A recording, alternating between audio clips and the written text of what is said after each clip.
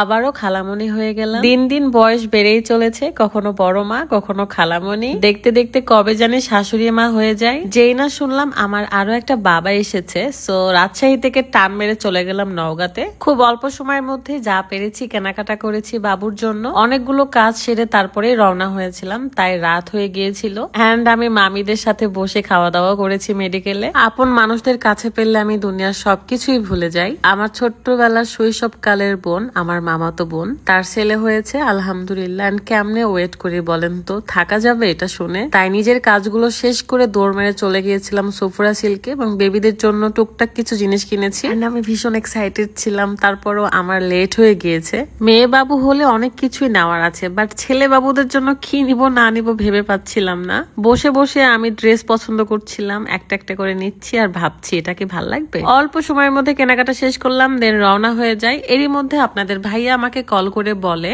সে বাজারে মিরাজ ভাইয়ার সেলুনে আছে এবং আমার 5 মিনিটের জন্য হলেও যেতেই হবে। সো বরের কথা তো আর ফেলা যায় না, তাই আমি এই জিনিসপত্র গাড়িতে রাখলাম, দেন আবারও টান মেরে বাজারের দিকে গেলাম। ইদানিং রাজশাহীতে এত বেশি জ্যাম হয়েছে, সব জায়গাতে জ্যাম পাচ্ছি।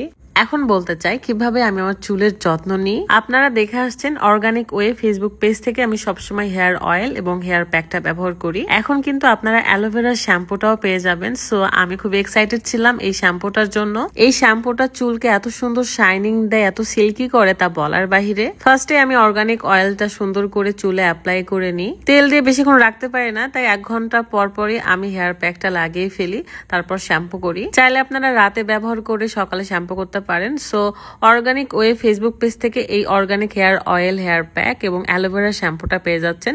পেজটা কিন্তু ভিডিও ডেসক্রিপশনে দেওয়া আছে। সো এখন আমি হেয়ার প্যাকটা লাগাবো। চুলকে সুন্দর করতে এবং চুলের যে কোনো সমস্যা দূর করতে এই কম্বোটাই যথেষ্ট। সো দেরি না করে এখনই অর্ডার করুন। তারপর চলে আসলাম মিরাজ ভাইয়ার সেলুনে এবং এসে দেখি আমার জামাই ফেসিয়াল করছে। বাই দ্য ওয়ে, আপনার এই সুন্দর ড্রেসটা কিন্তু পেয়ে যাচ্ছেন রোজা ফ্যাশন ফেসবুক পেজ থেকে। পেজটা ডেসক্রিপশনে দেওয়া থাকবে। খুবই সুন্দর একটা ড্রেস এবং এটাতে ওড়নাও নিতে হবে না, খুব সুন্দর একটা ঝাড়ল দেওয়া আছে। ছোটবেলায় এরকম ঝাড়লালা ফ্রক অনেক পরতাম। যাই হোক, সবাই সেলুনে অনেক বেশি টেক কেয়ার করতেছিল নিজেদের। আমি তাদেরকে রেখে বিদায় দিয়ে চলে যাচ্ছি নওগাঁতে। যদিও বা থাকবো না, জাস্ট দেখে বাবুকে আদর করে চলে আসবো। অ্যান্ড আমি তো গাড়ি ড্রাইভ করার সময় অনেক কিছু চিন্তা করি, তাই হয়তো বা মুড অফ লাগতেছে।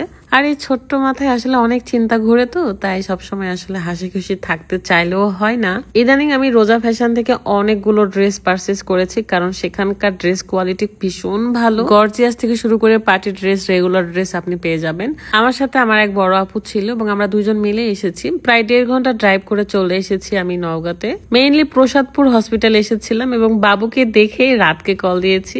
সে কিন্তু ভিডিও কলে দেখতেছিল আমার মামাতো বোনের বেবিকে। যেহেতু সবাই গ্রামে থাকে, সবাই কিন্তু কমফোর্ট না, তাই আমি খুব সেফলি ভিডিও করার ট্রাই করেছি। আমি কারোর পারমিশন ছাড়া আসলে ভিডিও নিতে পছন্দও করি না। অ্যান্ড আমারই বোন, আমার শৈশবকালের স্মৃতি আছে তার সাথে অনেক অনেক।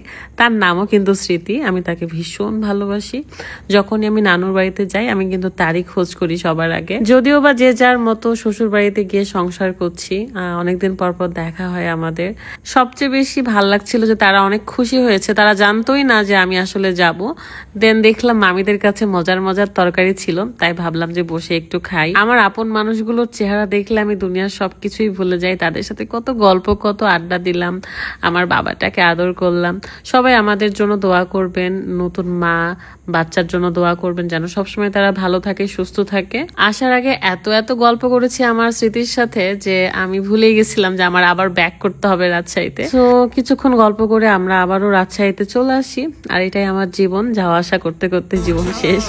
যাই হোক, ভালো থাকবেন সবাই, দোয়া করবেন। আল্লাহ হাফেজ।